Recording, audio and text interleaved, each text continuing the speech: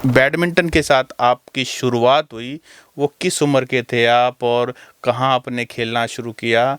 वो थोड़ा-सा कहानी हमें बताओ। जब मैंने बैडमिंटन की शुरुआत स्टार्टिंग में तो मैं गली में ही खेलती थी, तो फिर पता चला कि छोटूराम स्टेडियम है, पास में ही गवर्नमेंट स्टेडियम है, वहाँ पे कोर्ट हैं और सिखाते हैं। जब 7-8 साल की थी तब शुरुआत की, फिर धीरे-धीरे करके जब इसके अंदर इंटरेस्ट बनने लगा और आई थिंक जब मैं पहली बारी डिस्ट्रिक्ट चैम्पियनशिप अपनी जीती, तो मुझे बहुत अच्छा लगा। आज के दौर की सबसे बड़ी प्लेयर पीवी सिंधु के साथ खेलने का मौका मिलेगा। खेलने का मौका मिला लास्ट ईयर ही सैयद मोदी सुपर 300 टूर्नामेंट में मैंने उसके साथ सेमीफाइनल्स में खेला और मेरे को बहुत कुछ उससे सीखने को मिला। ऑफ कोर्स उन्होंने इंडिया के लिए जो भी कुछ किया है, शी इज़ डेफिनेटली बहुत सुपर प्लेयर है बैडमिंटन में। The Haryana Talks presents She Talks, a podcast series dedicated to women, brought to you by our proud sponsor LPS Bosard and co-sponsored by Pathania School and Shri Balaji Mishthan Bhandar. नमस्कार, मेरा नाम है सत सिंह। दी Haryana talks में आपका स्वागत है। She talks की श्रृंखला में आज हमारी विशेष मेहमान है इंटरनेशनल शटलर बैडमिंटन प्लेयर उन्नति हुड्डा। और उन्नति हुड्डा रोहतक की छोरी है और उन्नति हुड्डा सिर्फ 17 साल की हैं और इंटरनेशनल इनकी जो बैडमिंटन के अंदर धमक है, आप गूगल में जाएं, सर्च करें उन्नति हुड्डा, आपको जो नहीं जानते उनको पता लगेगा कि ओडिशा ओपन 2020 में BWF सुपर 100 की यंगेस्ट प्लेयर का खिताब इनके नाम है। इसके अलावा ऊबर कप भी खेल चुकी हैं, एशियन गेम्स में भी पार्टिसिपेट कर चुकी हैं और बहुत कुछ उन्होंने बैडमिंटन की दुनिया में बहुत कम उम्र में जो शोहरत हासिल की है, वो आज हमारी मेहमान है। तो उन्नति, आपका हमारे पॉडकास्ट स्टूडियो में बहुत बहुत स्वागत है। Thank you so much sir.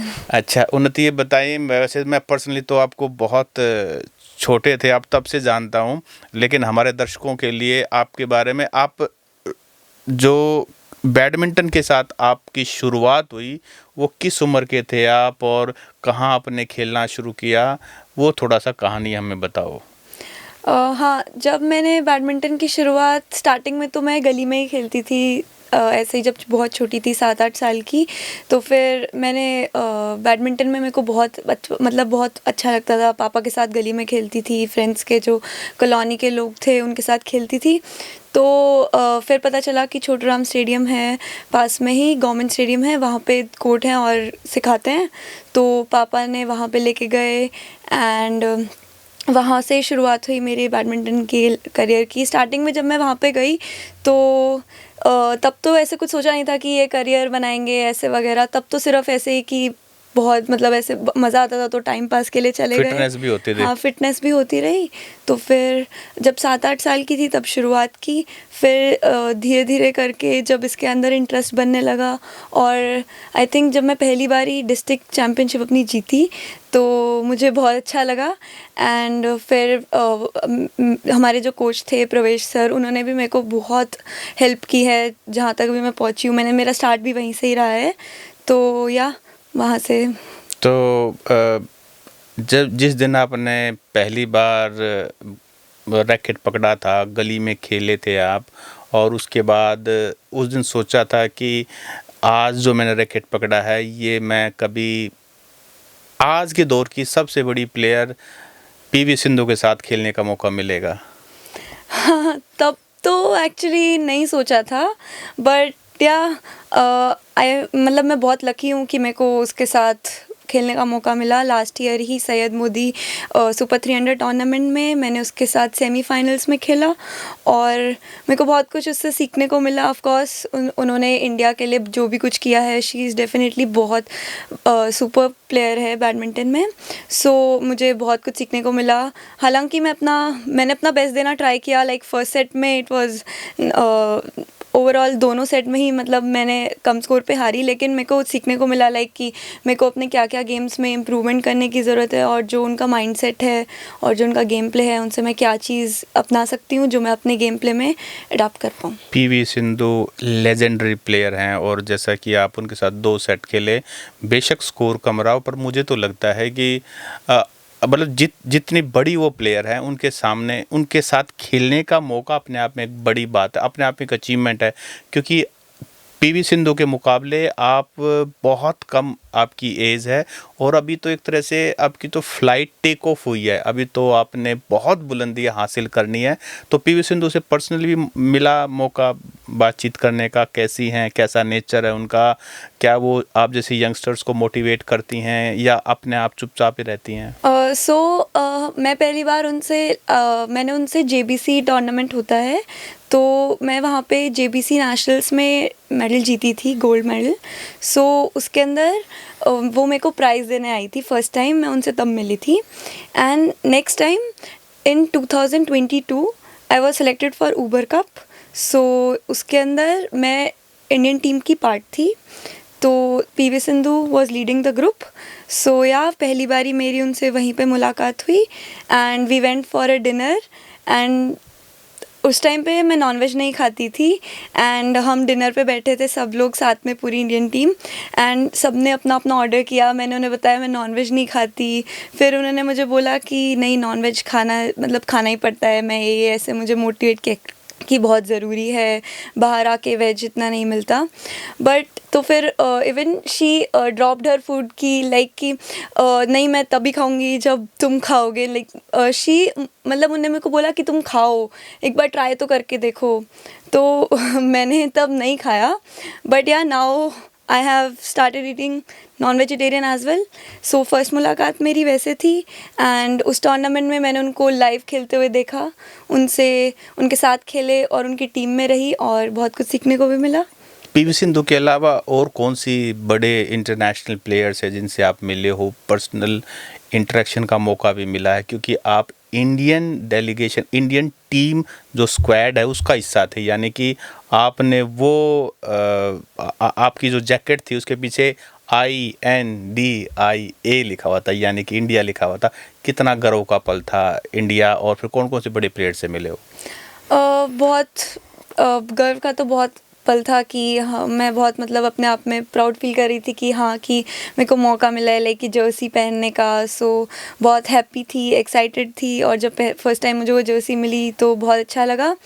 And बहुत प्लेयर्स जो भी ऊबर कप में आए हुए थे, मैंने सबको वहाँ पे देखा, जिनसे पहली बारी नए नए प्लेयर्स को देखा, उनसे मिली और उनके गेम्स से सीखा और उनको गेम देखने का और मौका कौन से मिला। बड़े प्लेयर हैं जैसे पीवी सिंधु के अलावा साइना नेहवाल, जो हमने आम साइना नेहवाल से कभी मौका मिला मिलने का? हाँ, वहीं पे ही ऊबर कप के बाद एक थाईलैंड में ही टूर्नामेंट था।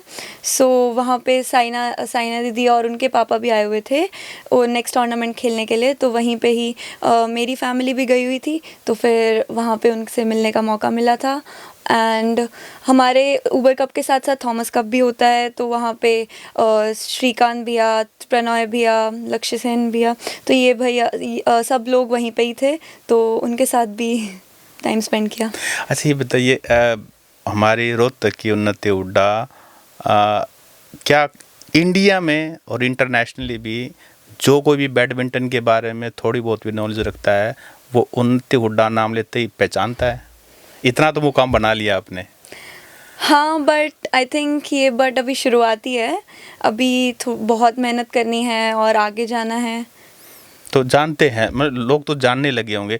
और इसी दौरान आपको कौन कौन सी कंट्री जाने का मौका मिला? क्योंकि सभी मैचेस इंडिया में तो होते नहीं, जब आप इंटरनेशनल प्लेयर हो तो अपना देश छोड़ के कौन कौन से देश में ट्रैवल किया अभी तक?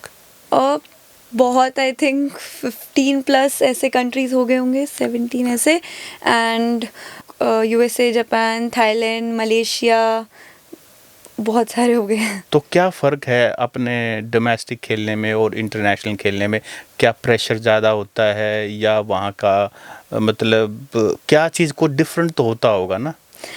आई थिंक हाँ, डेफिनेटली बहुत सडन ट्रांजिशन है। और मतलब जैसे हम डोमेस्टिकली खेलते हैं यहाँ पे इंडिया में, तो यहाँ पे सारे इंडियन के प्लेयर्स हैं, और बाहर जब जाते हैं तो पूरे वर्ल्ड के प्लेयर्स आते हैं। तो कभी कभार नए प्लेयर से खेलने का मौका मिलता है, तो फिर हमें गेम प्लान नहीं पता होता, लाइक हमें नए नए प्लेयर्स से खेलने को मिलता है। और यही सारी चीज़ें हैं। और इंडिया पीछे जब लिखा होता है तो it also put not a pressure, but like it's for us कि हमें भी जीतना ही है, लाइक हमें मोटिवेट करता है कि नहीं हमें इंडिया के लिए जीतना है। अच्छा, ये जैसे आप यूएस भी गए हैं, यूएस खेले आप, जापान खेले, यूरोप में भी काफ़ी देशों में आप खेले, तो ये जो इंटरनेशनल एक्सपोज़र है, ये एक प्लेयर के लिए कितना ज़रूरी है? क्या सिखाता है ये आपको?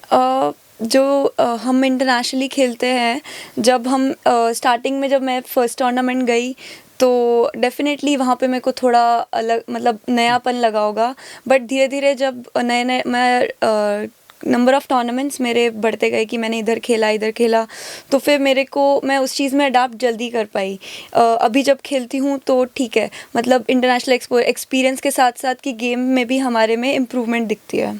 इम्प्रूवमेंट दिखती है। और लेकिन जब जैसे आप यहाँ इंडिया से गए, यहाँ अगर गर्मियों के दिन हैं और जैसे ही आप एक ऐसे देश में चले गए जहाँ बहुत सर्दियाँ हैं और फिर खाने की भी एक इशू है, तो ये जो चेंजेस हैं, सडन चेंजेस हैं, उससे कैसे अडेप्ट करते हो? क्या एकदम से आपकी परफॉर्मेंस पर असर डालता है? हमारे बैडमिंटन में हम मोस्टली प्लेयर्स टूर्नामेंट से 1-2 दिन पहले जाते हैं, क्योंकि एक दिन पहले प्रैक्टिस होती है और हम एक दिन पहले पहुंचते हैं ताकि जो वहाँ के एनवायरनमेंट सिचुएशंस हैं और जो टाइम डिफरेंस है उसको सेट कर पाएँ, ताकि जिस दिन मैचेस आएँ उसमें हमें प्रॉब्लम ना होए। और डेफिनेटली जिस दिन हम पहुंचते हैं उस दिन थोड़ा सा बहुत ही ज़्यादा न्यूनेस दिखती है कि उधर जैसे कि जब मैं यूएसए गई थी तो बहुत 12 आवर्स ऐसे डिफरेंस था, तो यहाँ पे रात हो रही थी तो वहाँ पे दिन हो रहा था। तो जहाँ पे भी हम किसी भी दूसरी कंट्री में यूएसए के अलावा भी जब जाते हैं तो टाइम डिफरेंस बहुत होता है और उसको मतलब एक दिन लग जाता है सेट होने में ही, और मुझे पर्सनली सेट हो जाता है एक दिन में। एंड खाने की भी प्रॉब्लम रहती है क्योंकि मेरे को तो घर का खाना ही स्टार्टिंग से मिला है, मैं रोहतक में ही रही हूँ तो मैं सारा घर से ही खाना खाई हूँ। लेकिन मेरे पेरेंट्स हमेशा मेरे साथ जाते हैं, मेरे पापा, और अभी तो पापा ने भी खाना बनाना सीख लिया है तो वो भी वहीं पे हम मोस्टली एयरबीएनबी ले लेते हैं तो पापा कुक कर देते हैं। हाँ, बिल्कुल सही बात है। और आपके पापा को भी मैं बहुत लंबे समय से जानता हूँ और बहुत सारी कहानियाँ उन्होंने मुझे अपने एक्सपीरियंस के बारे में बताई हुई है कि जैसे आपको यहाँ से कहीं different part of the country जाना पड़ता था तो फिर आटा और दाल और मसाले और सारी चीज़ें साथ बांध के ले जाते थे, और वहाँ जो है वो होटल में अलाउड नहीं होता है, लेकिन फिर भी किसी तरह से उनसे स्पेशल रिक्वेस्ट करके या जिस भी तरीके से वो शायद इंडक्शन भी साथ होता था तो वहीं बनाते थे, सिर्फ इसीलिए कि उन्नति के पेट में अगर घर का खाना बढ़िया रोटी, चुपड़ी हुई रोटी और वो सारी चीज़ पहुंच गई तो ये इसका मूड अच्छा रहेगा, इसके अंदर एनर्जी का लेवल हाई रहेगा और ये मैच निकाल देगी। ऐसा हुआ ना? हाँ, बिल्कुल, क्योंकि मैंने स्टार्टिंग से ही जैसे मैंने बताया कि मैंने घर का खाना ही खाया है तो मेरे को उसी से ही लाइक मेरे को मिलती है कि अगर मेरे पेट में घर का खाना है, लाइक मोस्टली मैं वेजिटेरियन प्रेफर करती हूँ, तो अगर वैसे है तो मैं अच्छा फील करती हूँ। तो जब हम स्टार्टिंग में जाते थे तो हमें इतने ज़्यादा कंट्रीज़ नहीं गए थे तो हम इंडक्शन सारे पापा मसाले वगैरह सब घर से लेके जाते थे। बट अभी तो मतलब हमें पता चल चुका है कि बाहर जाते हैं तो मिल जाते हैं मार्ट में वगैरह की जो भी बेसिक चीज़ें हैं वो मिल जाती हैं बाहर भी जाके। सो पापा ही वहाँ पे जाके कुक करते हैं, तो कभी कभार मम्मी जाती है तो मम्मी तो उन्नति ने भी कुछ बनाना सीखा है? बड़े बैडमिंटन के अलावा और क्या करते हो? कुकिंग में तो नहीं, मेरे को कुछ नहीं बनाना आता, मेरे को इतना कुछ। चाय तो बना लेते हो? मैगी चाय? मैगी तो हाँ, लेकिन चाय वगैरह भी नहीं, क्योंकि मेरे को कुकिंग बिल्कुल पसंद नहीं है। मैं सिर्फ खाना या मतलब जो भी चीज़ खाना पीने की है वो भी सिर्फ खाने पीने में मज़ा आता है, मुझे बनाना बिल्कुल भी पसंद नहीं है। पापा बोलते हैं कि सीख ले, पर मैंने नहीं घर सीखा। का कोई और काम आपने सीखा? हालांकि आपका तो रूटीन इतना बिजी होता है, समय नहीं मिलता, बट इवन देन जब कभी घर रहे हो कोई भी काम सीखा अभी तक घर का? नहीं, मेरी मम्मी इसमें बहुत ऐसे है कि नहीं तू पढ़ाई कर, तू खेल, बाकी घर का मैं ही देख लूँगी, तू जो मेन काम है तो अपना वो देख। तो घर के सारे काम जो भी होते हैं मम्मी कर देती हैं एंड मम्मी मुझे ऐसे बोलती हैं। अच्छा, आपने पढ़ाई की बात की, क्योंकि अभी आप +10+2 के स्टूडेंट हो और मुझे इसलिए भी याद है कि मेरी बेटी भी +2 में है, बिल्कुल सेम एज की है, आप दोनों सेम एज के हो। तो पढ़ाई का कैसे बैलेंस रखते हो? मैं अपनी बेटी को देखता हूँ, एंजल को पढ़ते हुए देखता हूँ, इतना पढ़ती है, बहुत पढ़ती है। और लेकिन मैं एक तरफ आपको भी देखता हूँ कि आप बाहर इंटरनेशनली भी जा रहे हो, खेल रहे हो, इतने हाई परफॉर्मेंस मैच, कभी हार भी होती है, कभी जीत भी होती है, ऑब्वियसली तो पार्ट ऑफ द गेम है। ये बैलेंस, पढ़ाई को कैसे बैलेंस करते हो? बैलेंस करना स्पोर्ट्स विद स्टडीज़ बहुत डिफ़िकल्ट है, लेकिन आई थिंक हमें स्टडी को भी साथ लेके चलना चाहिए, क्योंकि मतलब मेरे लिए मैं स्टडी को भी उतना टाइम देने की कोशिश करती हूँ, थोड़ा बहुत कि दिन में थोड़ा पढ़ा है। और अभी 12th के एग्ज़ाम्स भी चल रहे हैं, तो अभी के लिए तो थोड़ा मतलब पढ़ाई पे बहुत ज़्यादा फोकस कर रही हूँ कि नहीं, क्योंकि थोड़े बहुत नंबर चाहिए। तो पढ़ाई और गेम में लाइक कि दिन में इतने घंटे खेला है तो इतने घंटे पढ़ाई भी होनी चाहिए, एग्ज़ाम चल रहे हैं तो ऑफ कोर्स बहुत हेक्टिक हो जाता है, and but I try my best. कितना घंटे, मतलब बोर्ड के एग्ज़ाम में जैसे आप चल रही हैं और अभी आपके शायद कल परसों में एग्ज़ाम भी है, तो कितने घंटे पढ़ रहे हो आजकल, और क्या अब भी प्रैक्टिस पे जाते हो? हाँ, क्योंकि टूर्नामेंट में अभी मेरा पहला बोर्ड एग्ज़ाम 17 फ़ेब को था, तो उसके बाद मेरा जो दूसरा एग्ज़ाम था वो 11 मार्च को था, तो एग्ज़ाम्स के बीच में गैप था। सो हमने टूर्नामेंट्स में एंट्री डाली थी। सो आई वेंट टू सिंगापुर, उसके बाद जर्मनी, फिर ऑर्लियंस फ्रांस गए हम। तो टूर्नामेंट्स भी बीच में खेल रहे हैं, तो डेफिनेटली हम मतलब बिल्कुल मतलब गेम से बिल्कुल कट ऑफ नहीं हो सकते हैं, तो सेशंस तो करने ही पड़ेंगे। सो सेशंस भी साथ साथ चल ही रहे हैं अभी भी। जैसे कि अगर एग्ज़ाम से 1 डे बिफोर है तो फिर सेशन नहीं करती, वरना तो दिन में 2 सेशन या फिर 1 सेशन तो कंपलसरी करती तो हूँ। क्या किताब साथ लेके जाते हो, जैसे कहीं भी बाहर जा रहे हो, या यूट्यूब पे देखते हो अपने चैप्टर्स वगैरह? मैनेज कैसे करते हो, क्योंकि बहुत सारे आपकी तरह प्लेयर्स होंगे या कोई और काम भी करते होंगे बच्चे आपकी एज के, इसी तरह से एम्बिशियसली लगे हुए होंगे, तो पढ़ाई को बैलेंस करने के लिए किताब साथ ले जाना है, या मम्मी पापा अगर जाते हैं तो साथ पढ़ाते हैं, होता कैसे है ये प्रोसेस? मैं ऑनलाइन पढ़ने ज़्यादा प्रेफर करती हूँ, ऑनलाइन से पढ़ लेती हूँ या फिर सेल्फ स्टडी भी करती हूँ। तो मैं अपनी जो सारी बुक्स हैं या मटेरियल है, कुछ जितना मेरे को वहाँ पे टाइम मिलता है कि अभी फ्री टाइम है वहाँ पे, आज मैच नहीं है, आज कुछ और नहीं है, सेशंस हो चुके हैं, तो फिर फ्री पीरियड में तो मैं पढ़ लेती हूँ कि अपने आप पढ़ लेते हैं, या घर से फ़ोन आता है या मम्मी पापा साथ होते पढ़ भी ले? नहीं, अपने आप ही पढ़ लेती हूँ, सेल्फ स्टार्टिंग से ही मोटिवेटेड है। हाँ। अच्छा, अभी तो +2 के बोर्ड के एग्जाम से 10th में आपके कितना स्कोर किया था आपने?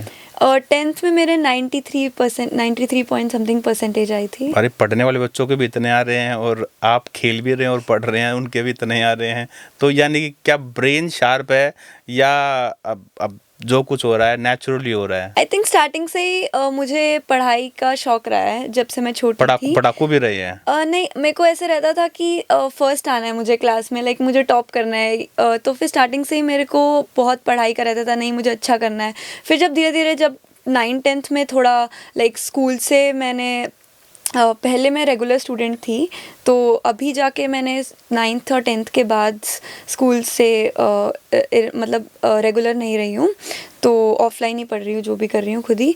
तो हाँ, मतलब मैं पूरी ट्राई करती हूँ उसके बाद, पर मुश्किल रहा है कि दोनों चीज़ों को बैलेंस करना। अभी 12th में तो मैंने पूरे साल कुछ नहीं पढ़ा, पर अभी थोड़ा ज़्यादा करना पड़ रहा है, बट मैं ट्राई करती हूँ कि मैं पढ़ाई में भी मतलब अच्छा कर पाऊँ। और किस स्कूल के स्टूडेंट आप रहे हैं? अभी +2 किस स्कूल से आप दे रहे हैं?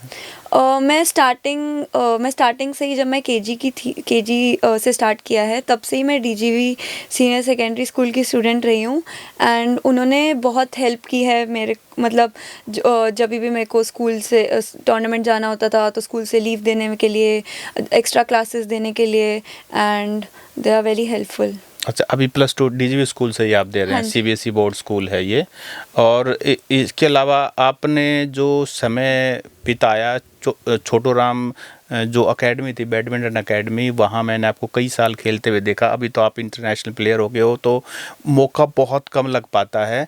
तो छोटू राम एकेडमी में कितना समय आपने लगाया और वहाँ का क्या लर्निंग एक्सपीरियंस था? छोटू राम स्टेडियम में मैं स्टार्टिंग से ही, जब मैं 7-8 साल की थी तब चली गई थी। स्टार्टिंग से ही वहाँ पे प्रवेश सर थे, उन्होंने ही मुझे सिखाया था। और वहाँ पे मैं वहाँ पे रह के मैंने डिस्ट्रिक्ट, स्टेट, नेशनल लेवल, और जब मैं उड़ीसा ओपन भी जीती थी तब भी मैं उन्हीं के पास प्रैक्टिस कर रही थी। फिर उन्होंने मेरे को स्टार्टिंग से ही डिसिप्लिन, पंक्चुअलिटी, ऑन टाइम, कि हमें मतलब सेशन में जब भी आना है तो ऑन टाइम रहना चाहिए और पूरे को अच्छे से करना है। एंड वहाँ फिज़िकल फिटनेस, जो मेरे फिज़िकल लेवल्स हैं, लाइक सर जो फिज़िकल फिटनेस कराते थे, आई थिंक वो बहुत बहुत हद तक बहुत डिफ़िकल्ट रहती थी, तो उसने बहुत हेल्प किया। जब तक भी मैं उनके पास खेली तब तक जितने भी मेरे मैचेस थे तो उनके अंदर मेरी जो फिज़िकल फैटीग है तो फिर वो कम रहता था। एंड गेम वाइज जो एग्रेसिवनेस एंड स्टार्टिंग से ही जो भी कोर्ट पे मेरा रहा है, तो प्रवेश सर ने बहुत घंटों घंटों तक प्रैक्टिस कराई है मेरी, जिसकी वजह से मैं यहाँ तक हूँ, तो उनका बहुत ज़्यादा कंट्रीब्यूशन रहा है। एंड फ़िलहाल मैं अपने पापा के पास प्रैक्टिस कर रही हूँ। जी, अच्छा, इसके अलावा आप बेंगलोर भी गए। बेंगलोर में आज के टाइम में कोचिंग में सबसे बड़ा नाम गोपी चंद का है। कोच साहब हैं, इंडियन टीम के वो कोच भी हैं, और पादुकोण भी, प्रकाश पादुकोण जी भी हैं।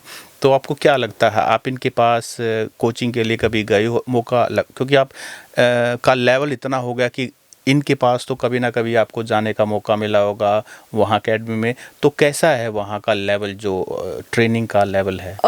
हाँ, मैं गोपीचंद एकेडमी में गई थी। हमारा कैंप लगा था, नेशनल कोचिंग कैंप, तो वहाँ पे आई स्पेंड 15 डेज़।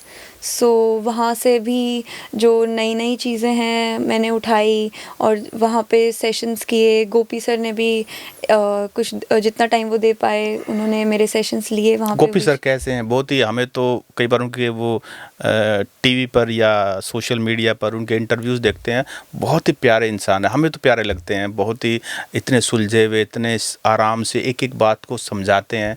आप तो पर्सनली मिले हो, कैसे हैं गोपी सर? हाँ जी, बिल्कुल। जैसे आपने उनके बारे में राय बनाई है वो सारी सही है। एंड वो बहुत ही ज़्यादा कोर्ट पे बिल्कुल स्ट्रिक्ट रहते हैं, बट ऑफ कोर्ट वो फ्रेंडली नेचर भी है उनका। एंड आई थिंक मेरा इतना मीटिंग हुआ नहीं है उनसे। अच्छा, उनकी बेटी भी खेलती है शायद, क्या नाम है उनका? गायत्री गोपीचंद। अच्छा, वो किस लेवल पे खेलते हैं? वो भी बहुत अच्छी प्लेयर हैं। एंड हाँ, वो मैं उन्हें जानती हूँ, हमारी बातचीत है। तो गायत्री दीदी तो डेफिनेटली वो अभी वर्ल्ड में टॉप 15 ऐसे त्रिशा के साथ खेलती हैं वो, तो वर्ल्ड में टॉप में ही हैं। वुमेन डबल्स खेलती हैं वो दोनों। एंड फिलहाल वो अभी ऑल इंग्लैंड खेल के आई हैं। अच्छा, ये बताइए उन्नति, क्योंकि बैडमिंटन, टेनिस, ये ऐसे गेम हैं जो बहुत महंगे हैं। शौक के लिए खेलना एक अलग बात है, लेकिन अगर आपको इसको अपना करियर बनाना है, प्रोफेशन बनाना है, तो बहुत एक्सपेंसिव गेम है। और आम जो घरों के बच्चे हैं उनके लिए इतना इंटरनेशनल ट्रैवल करना, फिर वहाँ की एंट्री फीस भी होती है, वीज़ा फीस भी होती है, वहाँ रहना, खाना पीना, सब कुछ ही तो होता है। इसमें अभी आपको फाइनेंशियली सपोर्ट कौन कर रहा है? क्या सरकार कर रही है या कोई प्राइवेट संस्था है वो कर रही है? हाँ, डेफिनेटली बहुत महंगा स्पोर्ट है बैडमिंटन भी, और जैसे आपने कहा टेनिस भी है। तो मैं बैडमिंटन खेलती हूँ, सो इसके अंदर बहुत सारे खर्चे हैं। तो फ़िलहाल मेरे को रिलायंस फाउंडेशन वो बहुत अच्छा सपोर्ट कर रही हैं। सारे मॉनेटरी फाइनेंशियल एक्सपेंसेस जो भी रहते हैं तो वो उसमें वो हमारी हेल्प करते हैं। नीता अंबानी मैडम जो हैं वो उसको, हाँ जी, बिल्कुल।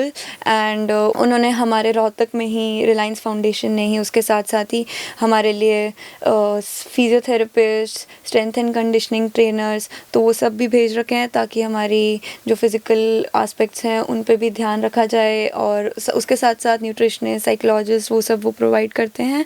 एंड रिलायंस फाउंडेशन के साथ साथ ही टॉप्स डेवलपमेंट ग्रुप की मैं पार्ट हूँ, तो वो भी बहुत अच्छा, मतलब मॉनेटरीली एंड जो भी हम मांगते हैं वो हमें देते हैं, वो हमें सपोर्ट प्रोवाइड करते हैं। तो टॉप स्कीम में एक प्लेयर को जो भी पार्ट हो जाता है तो क्या क्या मिलता है उसको बेसिकली, अगर थोड़ा सा हम समझना चाहें? टॉप स्कीम में ऐसा समझा जाता है कि जो स्पोर्ट्स पर्सन टॉप स्कीम में आ गया उसको सरकार की तरफ से काफ़ी सपोर्ट मिलता है। हाँ, जैसे ही हम इंटरनेशनली जाते हैं तो अगर हम उनसे बोलेंगे कि हमारी फ़्लाइट टिकट्स, हमारा जो होटल का है वो सब, तो वो हमें प्रोवाइड कर देते हैं। एंड मंथली वो एक जो भी उनका अमाउंट रहता है वो हमें पे करते हैं, तो उससे हमें हेल्प मिल जाती है। हमारे जो भी मंथली या रेगुलरली जो भी एक्सपेंसेस रहते हैं शटल कॉक्स के और बाकी कोई भी चीज़ के, तो उसमें वो हम यूज़ कर सकते हैं। इतना कुछ आप कर रहे हो, कभी कोई फ़ैन मोमेंट आया है? कभी आपको लगा हो यार मैं तो अभी तो खुद ही 16-17 साल की हूँ, लेकिन आपके पास आपके खेल को देखते हुए, आपकी अचीवमेंट को देखते हुए, इतना मीडिया जो आपकी कवरेज होती है उसको देखते हुए फैंस भी होते हैं, तो फ़ैन मोमेंट आया है कोई जो आपको लगा हो कि भाई वाकई में कुछ अचीव कर लिया, ऐसा लगता है? हाँ, ऐसा तो आए हैं, लेकिन ऐसा कुछ नहीं लगा कि अभी तक कि बहुत कोई अचीव किया, क्योंकि डेफिनेटली बहुत अभी करना बाकी है। तो मैं ट्राई करती हूँ कि अपने आप को थोड़ा ग्राउंडेड रखूँ कि नहीं, अभी ये इतना ज़्यादा नहीं है, अभी और करना है।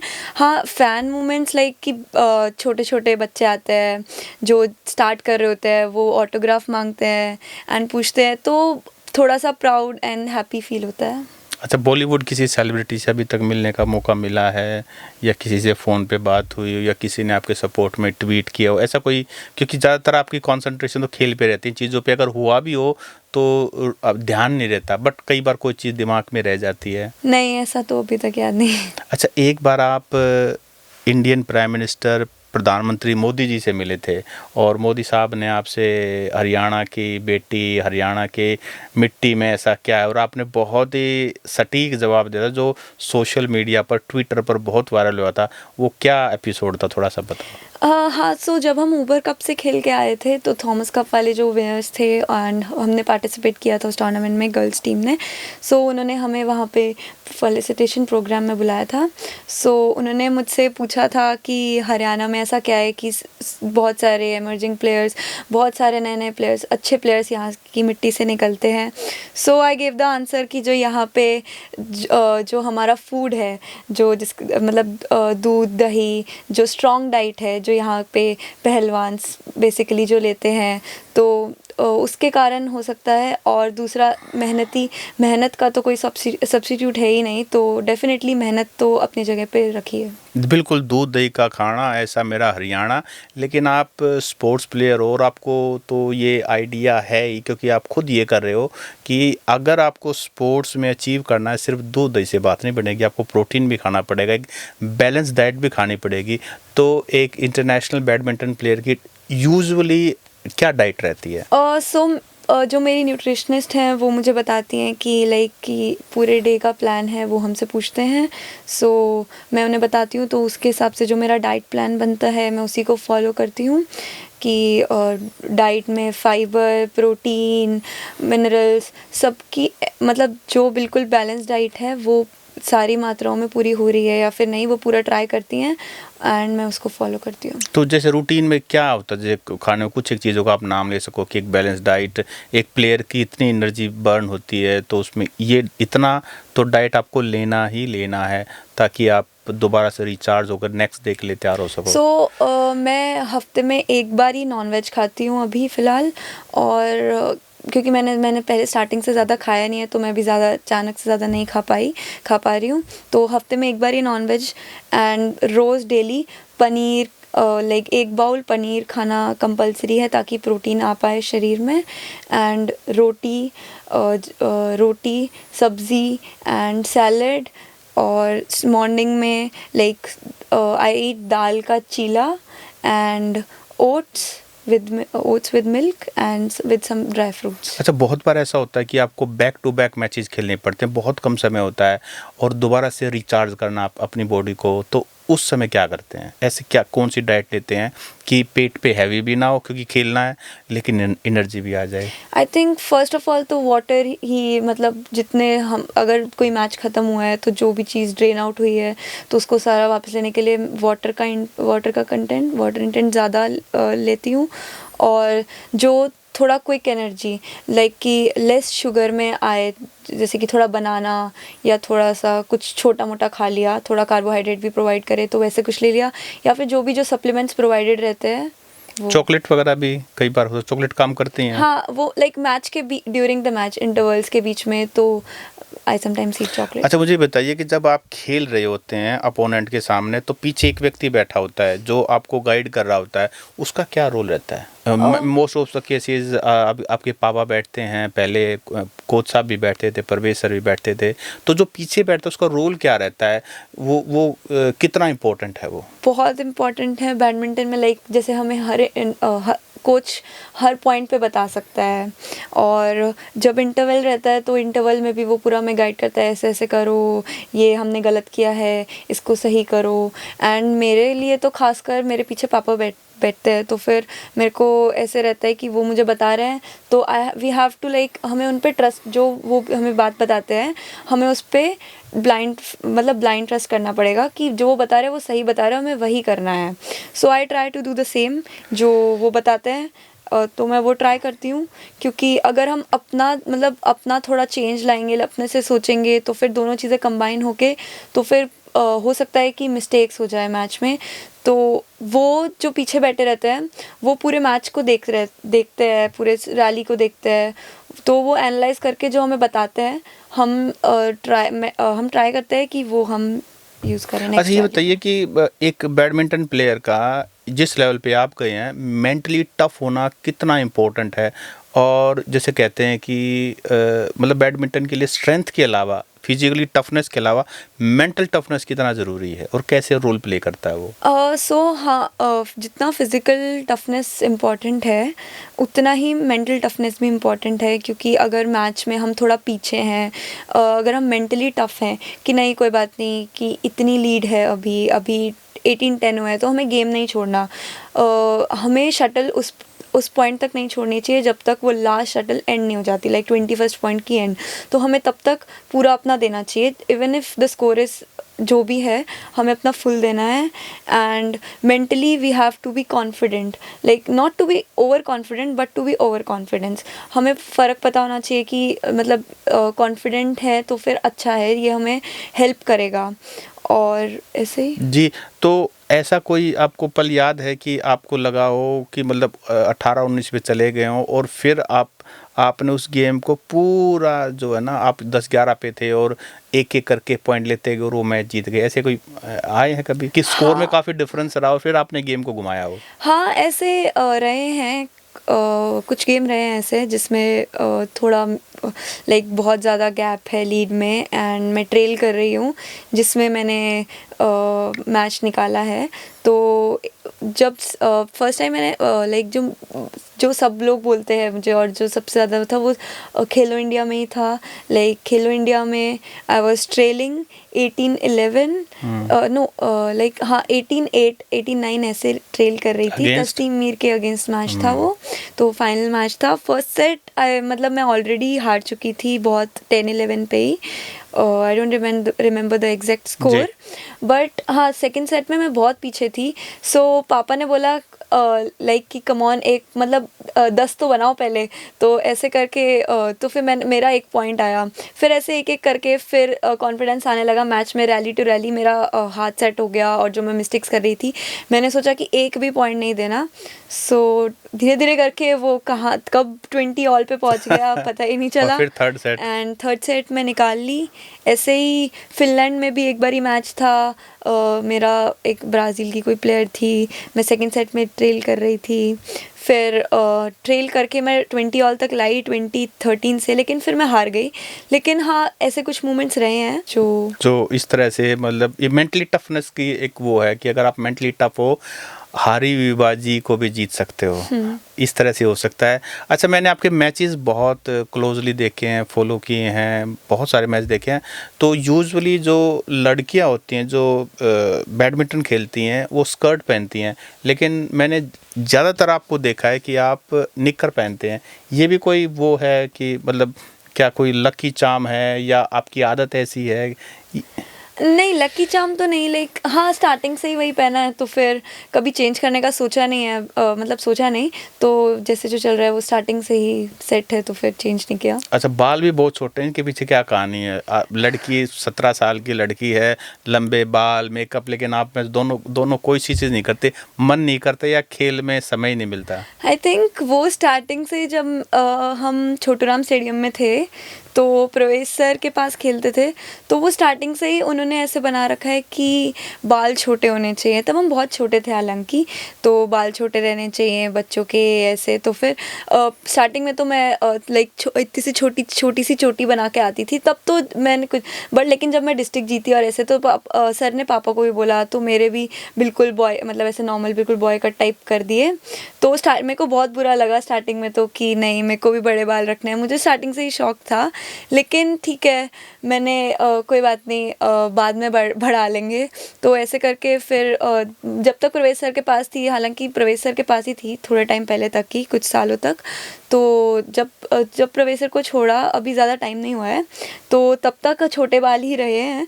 तो वो पापा के माइंडसेट में भी बैठ गया है कि नहीं, छोटे बाल होने चाहिए, सो अभी भी सेम ही है। तो अभी जब कभी मौका लगेगा तो बड़े बाल करेंगे? Let's see. अभी हाँ, तो खेल मतलब पे, करने तो है ही, बट अभी पर टाइम, एग्जैक्ट टाइम नहीं तो पता। इसका फ़ायदा भी होता है आपको। कई बार मुझे आपके पापा ने एक कहानी बताई थी कि एक बार ट्रेन में हम जा रहे थे और मतलब इसका फ़ायदा भी है कि पता ही नहीं लगता लड़की है, क्योंकि एक देखो सेफ्टी तो एक कंसर्न होता है कि आप बच्चों के साथ ट्रैवल कर रहे हो, तो एक रात का टाइम है, दिन का टाइम है, और छोटे बाल हैं, और स्पोर्ट्स पर्सन तो वैसे ही उसका जो ना एक डिमीनियर भी जो है ना वो बेटर होता है औरों से। तो आपको लगता है इसके फ़ायदे भी हैं कई कई जगह? उस वे में तो नहीं पता लाइक क्या बेनिफिट, बट हाँ एक बेनिफिट ये पक्का है कि लाइक कि मतलब ज़्यादा झंझट नहीं है कि इसे धोना है और ये तैयार सब तो करना है। है। बट हाँ कभी कभार ऐसा लगता है कि नहीं, उनके बड़े बाल है, मेरे छोटे हैं, बट वो ठीक है, दोनों ही चीज़ें हैं। अच्छा, बट गेम में फ़ायदेमंद रहता ही है कि लाइक थोड़ा झंझट नहीं है। संभालने में थोड़ा, हाँ मतलब अगर बहुत ज़्यादा बड़े रहेंगे तो संभालने में थोड़ी दिक्कत, अच्छा, क्या पता हो सकता अच्छा, है कि फेवरेट शॉट कौन सा है आपका बैडमिंटन के अंदर, जो आपको लगता हो कि ये मेरा फेवरेट शॉट है, अगर ये लग जाए तो सामने वाला बचना मुश्किल है?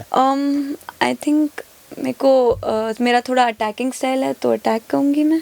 अच्छा, अटैक आपको लगता है कि अगर अटैक पे आ गए तो फिर जो है बात बन जाएगी।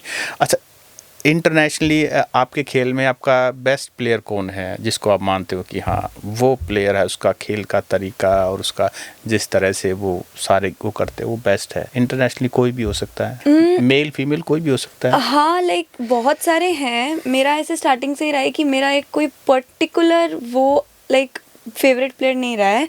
मैं सबसे थोड़ा जो अच्छी चीज़ें हैं वो उठाना चाहती हूँ। जैसे कि सिंधु से ये चीज़ अच्छी है, साइना दी से ये अच्छी है, इस प्लेयर की अच्छी है, अंसियंग का रिट्रीवल अच्छा है, लाइक जिससे जो भी चीज़ें बहुत अच्छी है मैं उनसे वो उठाने की कोशिश करती हूँ। बट कोई ऐसे स्पेसिफिकली एक पर्सन नहीं है कि लाइक उनका वो एक आइडिया। 15-17 देशों में आप गए, तो कौन सा देश आपको, इंडिया, देखो इंडिया तो हमारा देश है, हमारा घर है, यहाँ पे इसमें मिट्टी में पैदा हुए, इसके अलावा, इंडिया के अलावा कौन सा देश आपको लगा हो कि बस ये देश, मुझे टाइम तो कम मिलता है प्लेयर को, लेकिन फिर भी एक पता लग ही जाता है यहाँ के लोग अच्छे हैं, यहाँ का कल्चर अच्छा है, यहाँ का बैडमिंटन वाले का स्पोर्ट्स जो सिस्टम है वो बहुत अच्छा है? कौन सा आपको लगा हो कि ये बेस्ट है अदर देन इंडिया? चलो हमारा इसकी बात नहीं करेंगे, अदर देन इंडिया बताओ। हाँ इंडिया तो ऑफ कोर्स घर है हमारा घर है, तो यही सब जो है, प्लस माइनस यहीं पे तो, बड़े हुए हैं, हाँ। तो ये तो सबसे अच्छा है ही। लेकिन इंडिया के अलावा आई थिंक अगर स्पोर्टिंग कल्चर वाइज पूछेंगे तो डेफिनेटली चाइना, क्योंकि वहाँ पे स्पोर्टिंग कल्चर बहुत अच्छा है, बहुत प्लेयर्स हैं, एंड गवर्नमेंट भी सपोर्ट करती है। अच्छा, गवर्नमेंट तो अभी भी इंडिया में भी हालांकि अच्छा सपोर्ट कर रही है। और उसके साथ साथ लेकिन अगर घूमने का टाइम एक्चुअली हमें मिलता नहीं है, इतना घूमते कम है। वो तो है, बट इवन देन लाइक मेरे को अच्छा लगा। अभी फ़िलहाल रिसेंटली मैं ऑर्लियंस गई थी, तो मेरे को फ्रांस अच्छा लगा। और फिनलैंड कैसा लगा?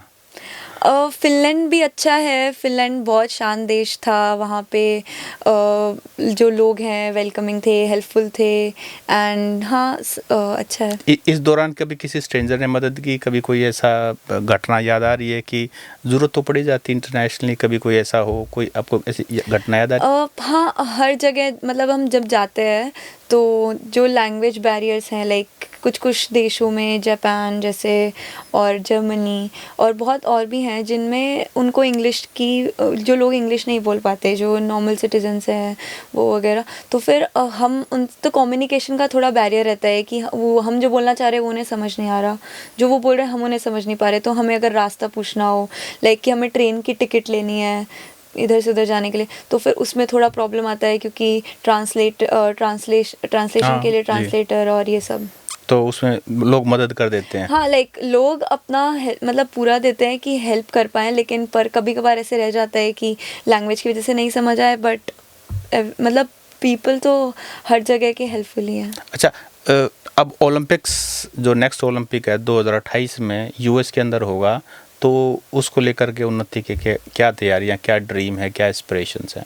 हाँ like we are preparing for that definitely, but we are taking step by step कि अभी 2025 चल रहा है, तो फिर 2025 के ये गोल्स रहेंगे ऐसे ऐसे मंथ बाय मंथ, तो धीरे धीरे करके आगे बढ़ना है। ताकि पहली बात तो यही है कि हमें उसके लिए क्वालिफाई करना है, जब क्वालिफिकेशन स्टार्ट हुए उस ईयर में अच्छा परफॉर्म करना है, तो we are taking it step by step.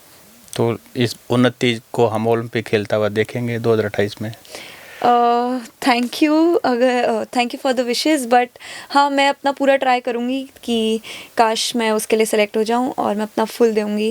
अच्छा, एक हरियाणवी क्वेश्चन, हम दुनिया में कुछ भी कर लें पर हमारे घर वाले दादा दादी ये कहते हैं भाई सरकारी नौकरी जब सरकारी अफसर लग जाएगा तभी माने तूने कुछ किया है। ऐसा कभी कुछ सुनने को मिलता है अभी तक? हमारा नहीं, अभी मतलब शायद मैं छोटी हूँ तो फिर हमारे घर में ऐसे मुझे तो किसी ने नहीं बोला। चलिए खैर, तो ये थे हमारे साथ उन्नति हुड्डा शी टॉक्स में, और उन्नति हुड्डा इंटरनेशनल बैडमिंटन प्लेयर हैं, और उन्नति हुड्डा ने अपनी जर्नी शेयर की, अपने डाइट शेयर की, और बहुत सारी ऐसी बातें की जो खेल की दुनिया वाले हैं, जो स्पोर्ट्स लवर हैं, उनके लिए ये सारी कहानियाँ जो है ना आपको इंस्पायर भी करेंगी और आपको एक फूड फॉर थॉट भी देंगी। और इतनी छोटी उम्र में हमारी बेटी इतना बढ़िया कर रही है, तो सोचो कि 2028 ओलंपिक्स अभी इनके पास कितनी अपॉर्चुनिटी है, कितना कुछ कर सकती हैं। और भी बच्चे जो हैं इनसे इंस्पायर होंगे, इनकी तरह बनने की कोशिश करेंगे किसी और खेल में, चाहे आप एक्सेल करें। तो इसी के साथ उन्नति, आप हमारे पॉडकास्ट स्टूडियो में आए, आपका बहुत बहुत स्वागत है। नमस्कार। Thank you sir. The Haryana Talks presents She Talks, a podcast series dedicated to women, brought to you by our proud sponsor LPS Bosard and co-sponsored by Pathania School and Shri Balaji Mishthan Bhandar.